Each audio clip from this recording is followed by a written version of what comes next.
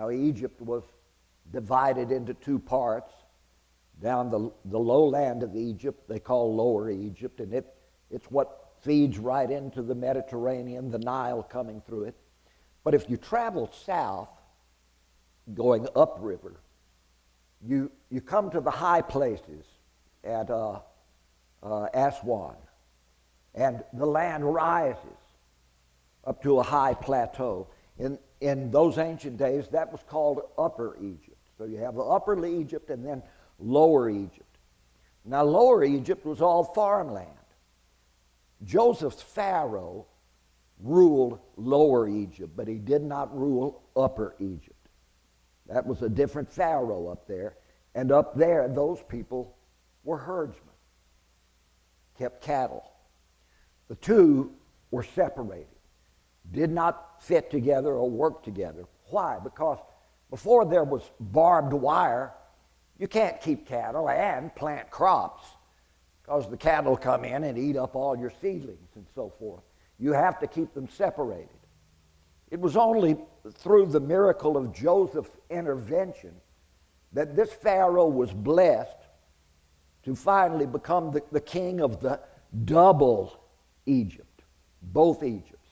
And that was done because when people were starving during the famine, they would come to Joseph and he'd say, you have to give all your land to this Pharaoh and all your money and then pledge yourselves to this Pharaoh. And so Joseph actually creates the Pharaoh of Lower Egypt to be the first emperor of the Egyptian empire. But they still kept herding and farming separate. Am I making sense to anyone? Now, let's look through the Bible just a minute. Anytime God is given the choice between one man and another, and one of those men is a shepherd and the other is someone of any other profession, God always seems to choose the shepherd. Abraham was not the firstborn of his father, he was the third. His two older brothers were, one was a builder, another was a warrior. God did not choose them, but he chose Abraham, the shepherd. Abraham comes along later and has two sons, Ishmael, a warrior, and Isaac, a shepherd. Even though Abraham begs God, choose Ishmael, my firstborn, God says, nope, I'll choose this guy. We're seeing a pattern start to develop. Isaac has two sons, Esau, a hunter, and Jacob, a shepherd. Even though the shepherd didn't really show that much more moral supremacy over his brother Esau, God chooses the shepherd even before they're born. And so that's interesting. Now Jacob has 12 shepherd sons. They develop in Egypt into 12 shepherding tribes in captivity. And so we have two nations living together, a shepherd nation and a farming nation. When it comes time, 400 years later, for God to show his preference, God sent the 10 plagues upon the farming nation, Egypt, and delivered the shepherding nation. This is just before Moses is writing Genesis. And it seems that when he says Cain was a tiller of the ground, but Abel was a herder of sheep, Moses is building in this strong symbolism. Now, after Moses, after Genesis is written, we're going to come to Saul and David. The people of Israel want a king. Samuel says, God doesn't want you to have a king, but since you're demanding it, he'll give you the kind of king you think you want. And Saul is chosen. It's an interesting story. He's a herdsman, but not a shepherd. He's a herder of donkeys. And they are stubborn donkeys. He's the herder of asses, we're told. And they're running from Saul, and he's chasing them, trying to catch him, and he runs into Samuel, and Samuel says, God just told me you're the guy that's going to be the first king of Israel. Because he had told the people, God's going to give you the kind of king you think you want. Then, 2 years into Saul's reign, Samuel says to Saul, Now you've shown what kind of a mentality you have. God has rejected you from being king. And your descendants won't rule after you, but he's chosen another man after his own heart. Who does that turn out to be? Not another herder of asses, but a herder of sheep, a shepherd. Two different mentalities, two different styles of rule. In one, I mean, you herd asses with a whip behind them, coercing them. You lead shepherd a sheep, and they follow you. Why do you herd asses anyway? You don't get milk or wool or meat from them. You herd them to enslave them so that they will do your work for you. You saddle them, you harness them, they pull your loads, they carry your loads, they bear you about. No man ever puts a bridle or a saddle on a sheep to make the sheep work for him. Where the ass herder makes the asses his servants. The shepherd is very different. The sheep don't serve the shepherd serves the sheep. Now this sets up a very strong poetic symbolism, now going from the time of Cain and Abel all the way down to the time of David and Saul. And so the shepherd metaphor becomes very powerful, especially in the Old Testament. So, and I could go on talking about what there is about a shepherd, but you could go home and read John chapter 10 tonight, where Jesus talks about him being the good shepherd, and get some of the mentality from it. So here are these two brothers. They're very different from one another in their interests and in what they do. Verse 3 says, "And in process of time it came to pass that Cain brought the fruit of the ground, an offering unto the Lord. And Abel also, he brought of the firstlings of his flock, and of the fat thereof. And the Lord had respect unto Abel and to his offering, but unto Cain and to his offering he had no respect." Now, how do we know this? How did Cain and Abel know it? I imagine those two boys growing up, Cain a year or two older maybe than Abel, looking at old Adam, their father, and Abel asking the question, "Daddy, how come you and Mama wear those fur coats, those skin coats? We look around, all other animals, none of them need to wear artificial coverings. They've all got fur or scales or feathers. But we can't live unless we're covered with something. We freeze in the snow. We take cold in the rain. We burn in the sun. Why do we humans have to have outer covering? And why do you wear a skin covering from another animal?" And I can imagine Adam explaining this to his boys in a kind of catechism. Well, I'll tell you what your mother and I did and how we came into need of this. And he tells the whole story of the serpent and the tree and the fruit and all of that. And he says, so blood has to be shed. Something had to die and lose its blood to give up us its skin, and this is a sign of our redemption with God, wearing this skin of another animal. I can see young Cain kind of shaking his head. I just don't buy that. But Abel nodding his head. I think I see that, Daddy. So it's the redemption of blood that is implied here in this story. Abel understood that blood had to be shed. Without the shedding of blood, we're told later by Moses, there is no atonement for sin, no redemption from it. So blood has to be shed. Now that's not stated plainly like that in the Cain and Abel story, but it certainly is implied. Solomon says something interesting in the Proverbs in one place. He says, the haughty look and the proud heart and the plowing of the wicked is sin. The plowing of the wicked, not just wicked, but proud and haughty and wicked plowman. What is Solomon getting at? Maybe this same kind of thing. The idea that, look, I'm going to do it by the sweat of my face.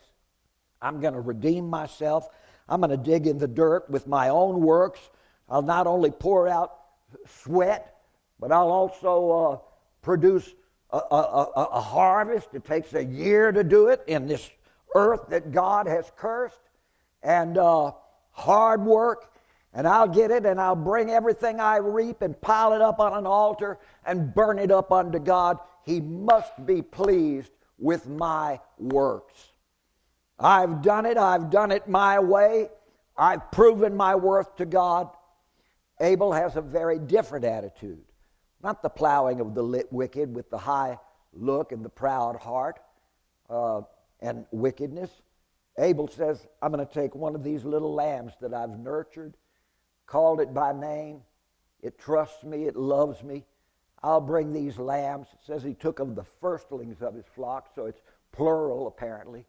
And I'll bring these little creatures that I've developed a relationship with. They hear my voice and will follow none other. And yet, because of my sinful nature, I'm going to violate their trust in me by killing them and letting their blood pour out on the rocks. As the fires are lit on these two altars, Cain's altar must smell good, roasting grain and, chestnuts roasting on an open fire and sizzling corn cobs and kind of a bread smell and a fruity smell, and pudding smell. Abel's offering, however, of course we all like the smell of roasting meat, but it's more than that. It's hair and hide burning up and a thick black greasy smoke streaking up the sky. Cain would stand over and say, why would you offer something as ugly as that to God? Behold what I've done. And Abel is weeping over his offering because it's two little lambs that he loved that have to be sacrificed for the sake of his own sin. Now, some people say Cain, quoting from the New Testament, was of the wicked one. In other words, he was deeply evil in his nature, and that Abel was righteous. Well, let me just point this out to you. Both of them are approaching God. Both of them are worshiping God. Cain is approaching God, hoping to get atonement for his sins, praying as he does so. He's not worshiping a devil or a false god. He's seeking to worship God. So is Abel. Now, both of them are worshiping God on the idea that they are unrighteous and therefore they have to atone for their unrighteousness. If Abel was truly intrinsically righteous, why would he have to be offering a sacrifice to expunge his unrighteousness? If Cain were truly intrinsically evil, why would he care to be approaching God anyway? Am I making sense to anyone here? We all kind of fall in the same boat when you get right down to it. Now, what we just read is that God showed respect to Abel's offering, but to Cain's offering he showed no respect. How do they know? How would they know what God felt or thought? We don't yet have God coming down speaking, saying, I'll take that one, but not this one. It is often supposed that fire fell from heaven on Abel's offering, but not on Cain's. If that's true, if that's the first of them, there follow in the Old Testament 7 fire falls from God on various altars. And this would be the first one. Elijah's, I think, would be the 7th, if I've got it right. I can't think of the whole list right now. But here's what we have. And Cain, because God did not show whatever favor or respect for his offering. And by the way, let me list something. One more time, I want to make sure this is understood. Cain's offering didn't work because there was no shedding of blood. Cain's offering did not work because it was his own works and not the grace of God. It was his own sweat. Your own works won't get you in. And thirdly, Cain brings his sacrifice out of the earth which God had cursed. Abel's sacrifice was brought through the birth process, and God accepted it. Pick any one or all three or any two of those reasons, it's fine with me, but all of those are argued for why God accepted Abel's offering. And Cain was very wroth, and his countenance fell. And the Lord said unto Cain, why are you angry? Why is your countenance fallen? Now, I like this. I imagine since Cain is a farmer, he has a house, probably a little cabin of some kind. Why? Because a farmer is stationary to the land. Abel, being a shepherd, would not have a house. He would be across the river from Cain's piece of land, something to separate his sheep from Cain's crops in lieu of a barbed wire fence.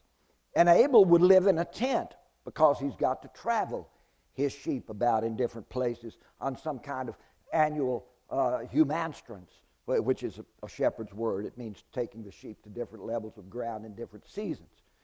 So they're separated. We also know that Cain has a house because God will mention the door of the house as he talks to Cain. But what I like about this is that God comes to Cain's house and visits him. I remember when I was a little boy, I'd get in a fight with my brother, and we'd get all in a tizzy, or something, and then I'd get mad. I'd go sit in my room, and sulk. Did you ever do that when you were a kid? No, none of you were as nasty as I was.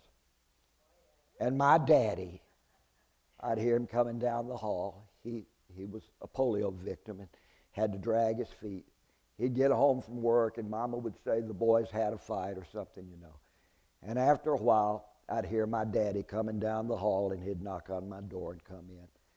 Say, how are you doing? I said, I'm all right. He said, can I sit down? I just want to talk with you. And say, what are you mad about? Now, I see God that way here coming to Cain.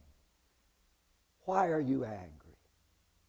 He's treating Cain not like a criminal, but like a son. Let me talk with you about it. And look what he says to Cain. Why is your countenance fallen? If you'll do well, will you not be accepted? And if you do not well, sin lies at the door. And unto thee shall be his desire, and thou shalt rule over him. Now that's the first conversation between God and Cain. Sin, he says, lies at the door. Now there's a problem with that. People have developed all sorts of doctrines about it. One is that sin is the poisonous serpent, and it's coiled up at the door, and as soon as you step out, it's going to bite you. And you've got to overcome sin, or it'll overcome you. Others put it that sin itself is your possession and it will conquer you. The word sin here is the Hebrew word chata, or kata maybe. I'm not a Hebrew speaker. I just look up words. I don't know how it was pronounced. But of the about 200 times in the Bible that the word kata is used, 117 of those times, the majority of them, it doesn't mean sin. It means an offering for sin. Again and again in Leviticus, it's used over and over again. And this will be the sin offering you will bring, or that will be the sin offering that you will bring, or this will constitute an offering for sin. It's always the same word, kata. What we're reading right now is the first time we see it in the Bible. Could it mean that God is saying, Abel has come and placed a sin offering at your door? He's trussed up a little lamb and put it at your door. And if you will do well, take that little lamb back to Abel, pay for it, and you and him sacrificed it together, then you will be as accepted as he is. but it has to do with humbling yourself. Now, that's how I imagine it. It makes the best sense to me. And unto you will be his desire. That is your brother's desire. He'll submit to you. And you can go ahead and take this primogeniture as the eldest son under my favor. What would be wrong with that? Then we have this, and Cain talked with Abel, his brother, and it came to pass. So they've met. They're talking together out in the field. It comes to pass that while they are in the field talking, Cain rose up against Abel, his brother, and slew him. Is this interesting to anyone? These various points of view I'm trying to get. So Cain goes back to his house, and the Lord comes to visit him again. Second conversation. And the Lord says to Cain, where is Abel, your brother? And he said, I don't know. Am I my brother's keeper? And he said, what have you done? For the voice of your brother's blood cries to me from the ground. And now you are cursed from the earth, which has opened her mouth to receive your brother's blood from your hand. Your job was to till the earth, to plow the earth, Cain, and to sow things into it. What have you sown into it now? The blood of murder. And that's what you're going to reap from the earth now, because you've chosen to reap what you sow. And you're going to reap this curse out of the ground. When you till the ground, it will not henceforth yield unto you her strength. A fugitive and a vagabond shall you be in the earth. And Cain said to the Lord, my punishment is greater than I can bear. Behold, you've driven me out this day from the face of the earth, and from your face shall I be hid. Now, how does Cain know that? And I shall be a fugitive and a vagabond in the earth. Is Cain saying, I'm going to hide myself from your face too, oh God? I don't want you visiting me anymore.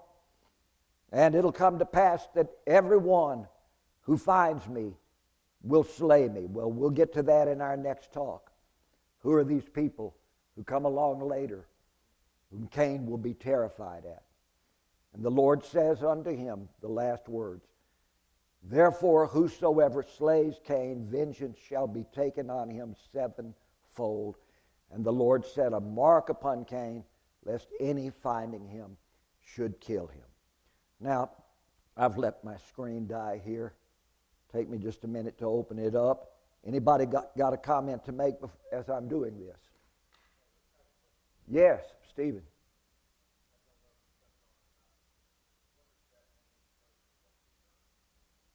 Yeah, who says it? God? Oh, yeah. Cain says, I've been driven out from the face of the earth. God above him says, verse 11, and now you are cursed from the earth. Well, I think he explains in verse 12 what he means by that. You've chosen to be a farmer, a plowman, but now I cursed the earth once in the days of your father Adam. God had told Adam, behold, I've cursed the ground for your sake, so that you'll learn a lesson from sowing and reaping in the ground. Things aren't going to come as easy to you as before. Now the ground is doubly cursed for Cain. He's going to have an even harder time getting crops out of the ground than Adam had for it. And I think verse 12 explains what he meant by that. What do you think it means?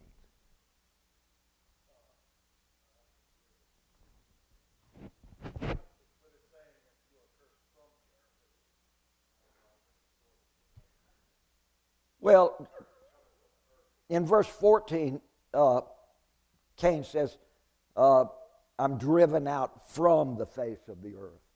And it's like the earth is not going to smile on me. The earth is going to be kind of an enemy, and anything I get out of the earth, I'll have to wrest it out of the earth and wrench it from the earth. And the earth is not going to be kind to me, not even as kind as it was to my father Adam. It's going to be harder for me to be a farmer even than Adam, my father, was. And we'll see that later. We won't get to it tonight. But yes, Brother James?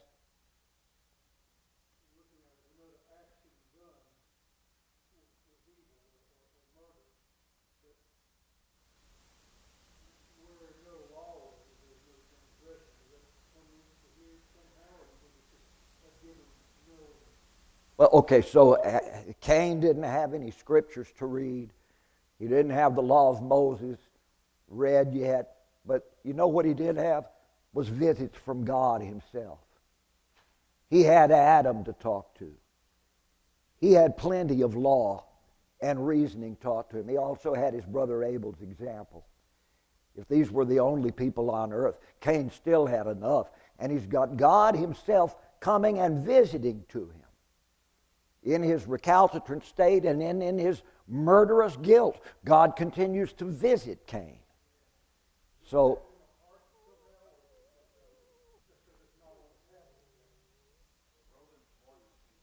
yes, go ahead, Brother Terry, tell us that.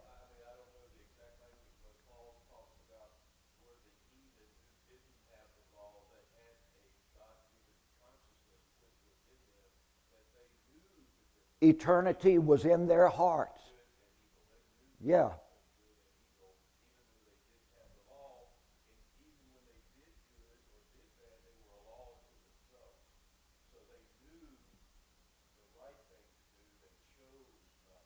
Yeah.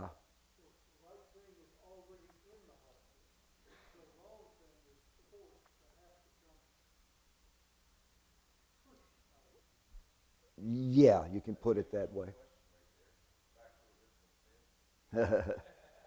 Or just the dust nature that we're made from. Either way you want to look at it. Here's what I've written. It's a little piece of a chapter. I hope I have time to read it. Cain has God himself. God talks to him directly. The eternal wisdom calls to Cain, and Cain has his father's and his brother's examples. Now imagine the scene with me at his cabin. He opens the door and sees what has been brought to him. He lifts it to his shoulder. He strides across his farm field. He splashes across the separating stream and up through the trees into the wide glade pasture where his brother's flock grazes. The shepherd Abel smiles to see him coming with it. But as Cain nears, Abel's smile drops uneasily. Cain is scowling darkly. "Keep your stinking pious gift," he shouts. He approaches and slings the trussed lamb from his shoulder into Abel's arms. Abel drops his staff to catch it. Cain snatches up the staff and brandishes it. "You self-righteous, prudish herder, don't you ever again." Cain pleads, "My brother, no, not self-righteous. If I were righteous, I wouldn't have to atone with sacrifice.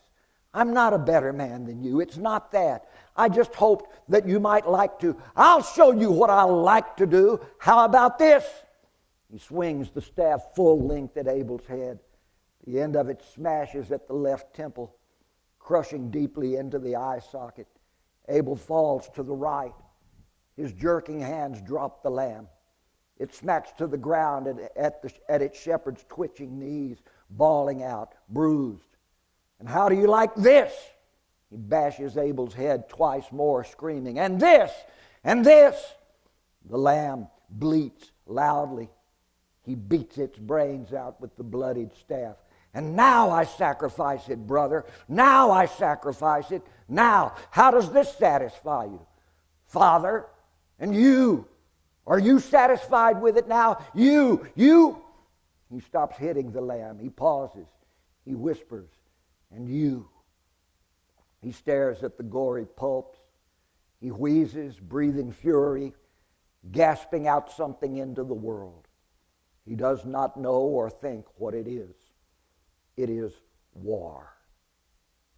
War.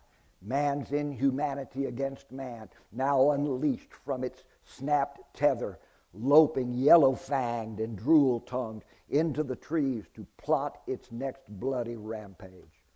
War, the hate stench, the poisoned wind, released from its pent, cracked clay jar up into the clouds of coming history to blow and disperse and rain down to pollute the very ground from which nations are yet to rise, the contagion that even a flood will not expunge from the earth.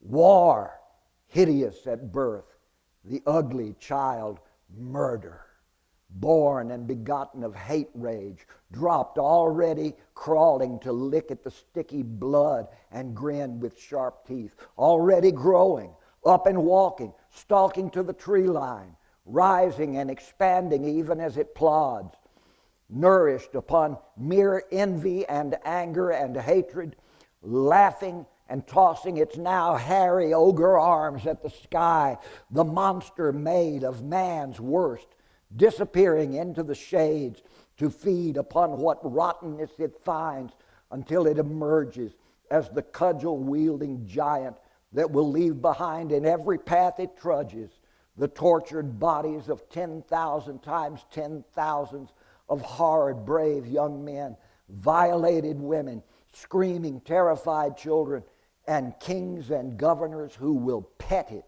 and apologize for it with words like nobility and honor and courage and patriotism, even love. Cain tosses the reddened stick across the still oozing shepherd's corpse and lamb's carcass. He watches their bloods pool, mingle, and seep into the sod. He utters nothing more. He notices that he pants. He quiets himself. He does not look skyward. His eyes circle round the forest-lined pasture. There's no sound, not even a bird's twitter, not even a breeze-driven rustle of leaves, a breathless, dead lull. The sun is setting red into the west trees. The silver full moon rises to the south. A cloud bank rolls in from the north. Cain turns and strides out through the tall grass to the trees, down again to the stream. He scans up and down it. He wades across. He pauses to look upstream and down again. He climbs the bank toward his own farm field. A sudden gale shudders the trees above him. He reaches his hovel under the wind-driven rain. He pushes through the door. He glances at the threshold where the trussed, bleating lamb had lain. He closes himself inside. Rain. The rain will wash it all away. He shivers with wet cold. He turns to his fire pit and blows into the ashes. A red cinder glows. He breaks twigs into it and blows again. A small flame flutters. He lays on a few sticks and blows among them. The flame blossoms. He bellows it bright with a waving shingle. He turns to take up two small logs and stops still. Someone is there. Father, he says, is that you? No. Abel, you? Is that your... Brother Seth, nephews, how are you? He hears a hissing whisper at the door. He returns. He opens it and looks out and around. No one. Something breezes in past him. Rainy wind, that's all. He shuts and fastens the door. He returns to his fire. He lays on the two logs and fans them aflame. He lays on two more. They catch and burn. He turns his backside to the heat, drying himself. He turns again to lift his feet to it. Where is your brother Abel? The whisper sizzles at the fire. Inside with him now. Steam from the hot, wet wood. It's just that. He looks around the interior. Shadows dancing with light. From a far corner, two yellow eyes gleam at him and blink away. Where is your brother? He seizes the hardwood fire poker. He peers into the corner. How would I know where he is? I don't keep up with him. What have you done? The whisper simmers at the fire pit. He grips the rod. Who are you? Show me who you are and I'll... Both of us? You cannot strike us both. You cannot strike me again. You cannot strike the other without me. I come now because the other is here. Who are you then? And who is the other? You know who I am. Now There are two spirits here. I hope it's becoming clear. One of them's over in the dark corner. The other one is speaking out of the fire. One is the Lord speaking from the fire. The other one's lurking around somewhere. Who are you then, and who is the other? You know who I am. I offered you my hard-earned harvest, the sweat of my face. Why are you here now? And who's the other? I hear weeping from the earth. That's the rainwater. No, it is blood calling out of the earth. Your brother's blood cries to me from the ground. Then he's not, what have you done? What have you done? All right, you know, the lamb you refused and cursed and killed, without him the void remains. Yet no void remains long. It now fills with something else. You know what remains to fill the emptiness. The other replaces him. It hisses at you all around. Do you think you can kill that beast yourself? I depart you for now. I leave you with it. Call upon me. Can I read on another page or so? Silence, but for the sputtering fire pit. I'll kill the other then.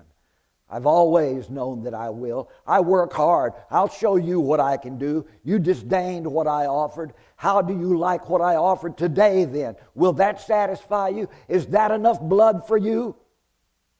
Silence. He peers around into the darkness. He sets another log to the fire. Its moisture steams and crackles. The room brightens. He looks up.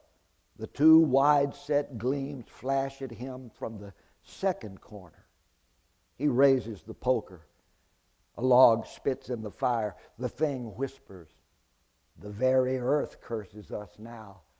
Her mouth drinks his blood from our hand. No, shut up you. I'll smash you too. The fresh fire log fizzles loudly. Try the earth. Plow her. Pour our sweat into her. Try to get a harvest from her. She'll give us very little now. Then I'll leave here, Cain shouts. I'll get away from here and away from them all. The log or something in the dark beyond the fire pit hisses. We can go. We'll be a fugitive vagabond. Earth won't forgive what we've spilled into her. His blood will cry out from her everywhere we go. He swings the poke stick at the shadows. I'll kill you. I've already killed you. Or I'll get away from you. Where are you? What are you? The eyes rise and glimmer at him from the third corner. The voice sees. I am you. I'm all that's left. The eyes flash and fade, then flash again. They slither sideways, then down, then high to the roof. The punishment is too great for us. We won't take it, will we? Crawl out of here, accursed serpent. He lunges with the poker. He fumbles and drops it. He beats his fist into empty air. The yellow eyes flicker at him from the fourth corner. As he said, you can't strike us without his help. Cain piles all his firewood into the pit, looking furtively around him.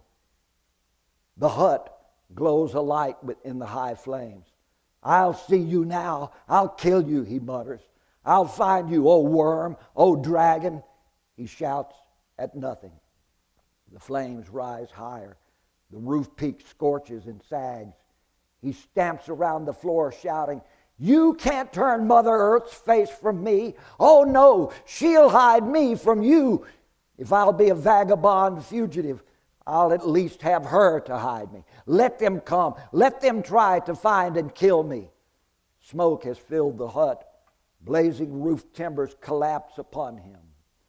He rises, his flax-woven tunic afire. He staggers out into the wet field. He falls and rolls on the muddy earth. He mumbles in charry delirium. The 7 of them then. I'll get at least them before they catch me. I'm almost finished. It is dawn when his brother Seth and his 6 sons gather about him. Cain's beard and hair are burned away. His face and body are seared and blistered, but he is breathing. They balm him with oils and aloes. He awakens to curse them. The Lord has marked me, he glowers. Don't follow me. I'll kill anyone who tries to find me. All 7 of you. He painfully raises himself a foot, naked. He stumbles eastward toward the rising sun. They watch him lurch downward through the woods along the now swollen stream toward Abel's pasture. They follow carefully, keeping a distance. They come across and reach the high meadow. Abel's shepherdless flock is scattered about everywhere. Vultures circle overhead. Seth motions to his sons to gather all the sheep that they can find. He glimpses Cain one last time, staggering among the trees beyond. It is the same copse of trees, Seth knows, where his parents had once hidden from God's presence. He waits, calling Cain's name. Adam and Eve had come out of the trees at God's call. Cain does not again emerge. In the dark woods, they sense, Cain has joined with his offspring the monster war. Cain and his sons do not pursue him further. The carrion birds have led them to Abel's rain-washed corpse with the lamb's battered carcass lying across his chest. They bury Abel there with his lamb. They herd the flock downward and carry each animal across the stream. They bring them across Cain's burnt and rain-drenched farm and westward to join them with Seth's own flocks. Ever afterward, throughout their lives, Seth's sons and grandsons keep those flocks, yet always watching around uneasily, not only for wolves, bears, foxes, or jackals. They watch more for Cain. Got that read just about in time. So that is my imagining of it. It's the way I think is happening. When Cain is talking with God, there's a voice inside of Cain, that is Cain, that's responding in anger. And Cain's voice becomes louder to himself than God's voice does. Thank you for your attention. Brother James.